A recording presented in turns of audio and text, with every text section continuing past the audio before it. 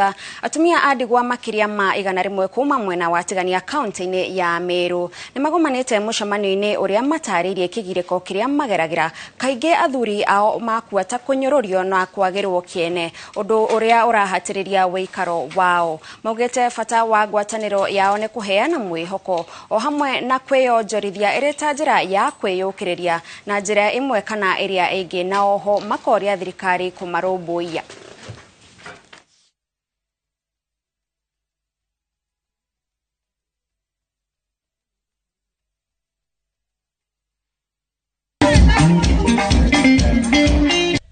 Wamama wote tunadharauliwa.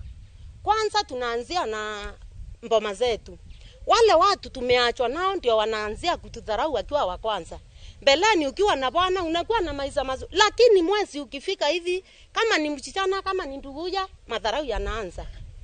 Yaani kitu ikitokea nyumbani kama ni mambo ya uchawi, wamama wajane karibu wote ni wachawi. Si ndio wamama?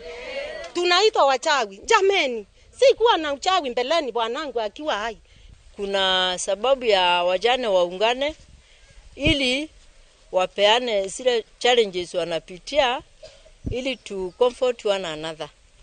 Kwa hivyo tukaungana, kuna kitu tunatoa, inachukuliwa na mmoja, anaenda anajinua kidogo. Hata ile kukaa pamoja, ile sharing ya hayo mambo yanasaidia wamama kila siku. Tunakutana, tunaimba, tunakula. These ladies are beaten by their sisters-in-law, me being one. They are beaten by their brothers-in-laws, by their neighbors, by the children of their relatives, by the community.